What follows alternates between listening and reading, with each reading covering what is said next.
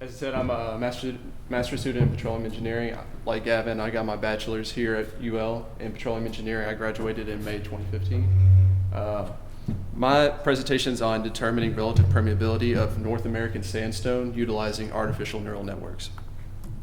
So today I'll be giving an introduction and a background to relative permeability in artificial neural networks. I'll go over the research methods for obtaining the experimental data, as well as performing the actual artificial neural network analysis. I'll show the development of the relative permeability model I created and then discuss the results. So what is relative permeability? It's basically a quantification of how well a fluid flows in a reservoir or in porous media with other fluids present with it. So relative permeability is necessary for a couple of things. It's key for accurate prediction of fluid flow in reservoirs, and reservoir simulation uses these relative permeability data to help predict hydrocarbon recovery throughout the life of the reservoir. So this is a general structure of an artificial neural network. Artificial neural networks, or ANNs, are basically computational networks inspired by the way neurons in the human brain work. So ANNs mimic the brain's pattern recognition capabilities to solve nonlinear equations. ANNs, like people, learn by example. This makes ANNs great tools for determining the pattern connecting input and output data. So as this diagram shows, typically ANNs are composed of input layers, hidden layers, and output layers. Each of these layers has nodes within it, and each node for adjacent layers is connected by these connections or weights. And so the actual equations for an artificial neural network aren't all that difficult. For the hidden node equation, it'll be the summation of the input layer node times the weight that's applied to it. And then a function will be applied to this, either a hyperbolic tangent function, an exponential function, or a Gaussian function. So the input layer for this is basically just your input data. It just supplies a number, your input data, for a porosity of 0.3. All this does is just supply information. The hidden layer applies this function, and the output layer is similar to the hidden layer. So the output layer takes the summation of the hidden nodes multiplied by the connection weights of those hidden nodes. So a little background, there aren't many relative permeability models that can solve the problem in this experiment. So for this experiment, oil-water systems and water-wet sandstone reservoirs were analyzed. And for this specific case, only 4 models could be used, and that's the modified Corey, Ibrahim Kodaritz, Honerpar et al., and Wiley's models. And these are also the models that I'll compare my model to test its applicability and its accuracy. So for the past 20 years, ANNs have been used in the petroleum industry to solve a variety of problems. In 2003, Guler et al. Used artificial neural networks to predict relative permeability. Now their work is similar to mine, but they created a neural network to predict relative permeability, whereas I'm trying to create an actual model, like an equation that you would be able to put your inputs into and calculate relative permeability. But theirs, they didn't output any results. They just showed the graph and said, we predicted these numbers, and the neural network succeeded. So mine will actually be a set of equations that anybody can use to input into Excel and calculation spreadsheets or incorporate into reservoir simulation models.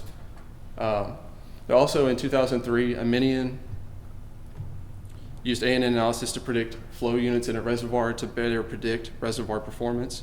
In 2000, Sergachev and Lee used ANN analysis to evaluate increased oil recovery methodologies to predict successful IOR methods for future reservoirs.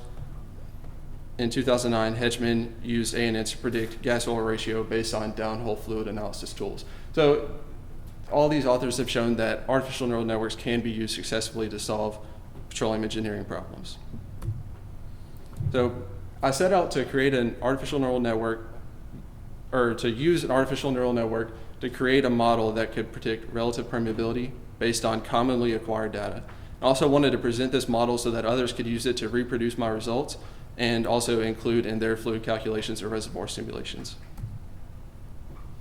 There are many factors affecting relative permeability. As part of the issue of why it's so hard to predict is that there's some of the key factors are formation type, shale content, depositional environment, rock wettability, reservoir heterogeneity, pore geometry, pore interconnectivity, porosity, rock permeability, phase saturation, phase density, phase viscosity, and interfacial tension between phases. So a lot of these are really difficult to model. I mean, formation type, depositional environment, pore interconnectivity, these are really hard to quantify in calculation models. The LAGCO, it's Relative Permeability Suite database, is a software that I use to obtain my core data samples. And the data obtained was absolute permeability, porosity, fluid saturations, endpoint fluid saturation. So this is your residual oil saturation, so your minimum oil saturation, and then your water condensate saturation, minimum water saturation, and relative permeability. So the first four will be the inputs for the neural network, and the last, relative permeability, will be the output. So again, there's so many factors that affect relative permeability. To create an accurate model, I had to limit my model's applicability to oil water systems in water wet North American sandstone. So this takes care of the wettability, the depositional environment, the formation type, this kind of thing. And from the database, 100 core sample data sets were obtained, meeting these restrictions. So the ANN analysis was performed with Jump Pro 12. It's a statistical software. It's other softwares can do the analysis too, but this was available through university. These softwares allow engineers to use artificial neural networks without actually having to program or code the neural network algorithms. So the software basically creates an artificial neural network to predict selected outputs based on given inputs. And the software uses an iterative process to minimize a cost function. So it minimizes the error based on changing those connection weights that were in between the nodes I showed you earlier. And I evaluated the models based on their R-squared value and tried to increase R-squared value. And R-squared is the percentage of data that is represented by the model that's created. So this is phase one of my model development. I initially started off by trying to create a single model to predict, this is relative oil permeability and relative water permeability. And so I wanted a single model because it would be much simpler for people to use. Initially, I did not use normalized saturations. It's just the strict input data gained from the database. So the input layer here is fixed and the output layer is fixed. So the only way to increase R-squared to optimize this model is by adjusting the hidden layer in between. So the goal, I'd set a goal for reaching an R-squared of 0.9 or 90% of the data being represented by the model. So that was a benchmark for this. Phase one had R-squared plateaued around 0.65, so only 65% of the data was represented by the model. So that wasn't good enough, so I went on to phase two and tried to change something besides the hidden layer to try and increase that R-squared value. So I kept the single model, still hope that this would work, and although this time I incorporated normalized saturations, and that's just a mathematical function of your normal fluid saturation. So oil saturation and normalized oil saturation, they're similar, but it's just a function of that, as well as connate water saturation and residual oil saturation. So like I said, I wanted to keep this as simple as possible, so I kept the single model and hoped that I'd be able to reach the 0.9 R-squared. I was able to get it to around 0.85 R-squared by changing the hidden layer structure.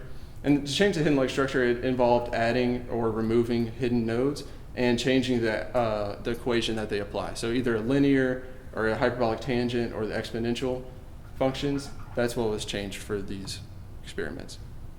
And so finally with phase three, unfortunately to increase the R-squared further than phase two, I had to separate the model into a model for relative oil permeability and relative water permeability. And as you can see, it's much more complex. Well, and I showed the final hidden structure, but it's much more complex because you have two separate models, and now you have 12 different inputs. So it's going to make the calculation model much more complex to calculate. But using this method, I was able to reach an R-squared for the testing data set of 0.92, so 92% of the data was represented by the model. And for the validation set, so the set that wasn't used to create the actual model, it was used to validate it. It had a R-squared of 0.89, which I felt was acceptable, close enough to the 90% that I was looking for. So something interesting to note about the artificial neural network building process is that the software initializes the weights, the connection weights in between the layers at random variables each time you start a simulation. So, and then after it initializes these random variables, it adjusts them until the predicted outputs equal to the actual relative permeability. So this can have the result of the software reaching a local minimum, so minimizing it enough to get a good result, but not finding the true global minimum of the error function. So this essentially results in some ANNs being better than others, and to ensure that the ANNs that I created could not be optimized further, I used several time-saving techniques to effectively create 20,000 models, and the best model of those was selected to be output. And also, I tried dozens of variations of the hidden layer structures, but only present the noteworthy ones. So it shows the progression through phase 1, ANN1, phase 2 is ANN2, and then phase 3 is ANN3. And as I saw through the model building process, not sure why, but a general ratio of 3 to 3 to 9 of hyperbolic, tangent, linear, and Gaussian nodes for the hidden layer structure seemed to be the ideal structure for your hidden node, or for your hidden layer. And that's why I kept it constant from ANN 2.5 to ANN 3. There was nothing I could change in it would increase the R-squared even further. So to test if my model was an improvement in the field of relative permeability prediction, I compared it with the models, every model I could that could be used for the data set. And this is the modified Corey, Ibrahim Kodoritz, Honapar et al., and Wiley model that I mentioned earlier. So I used root mean square error to test the accuracy of the results, or this is RMSE. So this is a measure of the deviation of predicted results from the actual results. So I used two different comparisons. I took 3 core samples, 3, 6, and 9 from the data set, and used these to compare the different models. And then I also did a total data set comparison of all 100 core samples. This is the core sample 3, 6, and 9, RMSE versus ANN 3.0, modified Corey, Ibrahim Kodoritz, Honapar et al., and Wiley's model. The text isn't coming out too well, but the black is relative oil permeability, and the gray bars are relative water permeability. So as you can see from this, it shows for the most part that both of my models have lower RMSE values than their counterparts in the compared models, and this means that they have less deviation, or the predicted results have less deviation than the other models. So this would mean that they're more accurate, except for core sample 6, where Ibrahim Kodoritz's water relative permeability had a lower RMSE than my water relative permeability. So these are the results from the total data set comparison. So it shows that for the entire data set, my models exhibited lower RMSE values than their counterparts for the other models, and thus they're more accurate. This shows that while on the smallest scale for individual core samples, you could have the occasional other model being more accurate than mine, but for overall, mine was more accurate for both relative oil and relative water permeabilities. And this also shows that while before the R square for relative oil permeability was lower or was higher than the R squared for relative water permeability, this shows that that does not necessarily mean that it's more accurate. So in this case, the water was more accurate than the relative oil permeability for my model, but the R squared for oil was greater than the R squared for water. The model I'm presenting is more accurate than the compared models, but this accuracy comes at the cost of being much more complex. So for the combination of simplicity and reasonable accuracy, the other comparable models are excellent in their own right. My model would be very difficult to calculate by hand. It's meant to be programmed into calculation spreadsheets and reservoir simulators for automatic calculation. So if you created the program once, the issue of the complexity would be solved. And my model is limited to oil water systems and water wet sandstones. And it was seen that prediction for water was more accurate than oil based on the RMSC values. And that this suggests that while R squared for a model may be greater, it's not necessarily more accurate. In conclusion, the model I'm proposing is more accurate than compared models that could be used for my experimental data set. My model is more complex to use, but could be remedied by automated calculation methods. And then using the methods that I described here, others could reproduce my results or even expand them to cover other fluid rock systems. These are the main references that I used for my research, mainly Honapar, Coteris, and Harvey's Relative Permeability of Petroleum Reservoirs book. That was kind of the handbook for relative permeability that I used. And for some acknowledgments, I'd like to thank my advisor, Dr. Fadi Bukhari, and my thesis committee, Dr. Sebi and Dr. Makhtari, as well as LAGCO. Thank you for allowing me to present today. It's been an honor. Do you have any questions? Can I paraphrase your conclusion? Yes. Saying the technique you described here with the neural networks yields more accurate relative perm results than the standard correlations that we see in Corey and things like that. Yes, sir. And you're basing that on those estimates compared to actual core measurements. Yes. And to follow up on that, your last sentence says you could use this and other things. Has anyone, they tried to do this using a three-phase reservoir when gas comes into it? They haven't. I didn't have the data for it, and I wanted to create a model. I chose, in that software, I chose the type of reservoir and fluid system that had the most core data samples, because the other ones had like 20 core data samples for an oil gas system, or for three-phase it would have maybe 40. But to create an accurate neural network model, you need to have a lot of data, or a lot of various data. So I used this one to because it had the most core data sets, but I haven't seen any neural networks used to predict three-phase relative permeability. Like you chose 100 data points.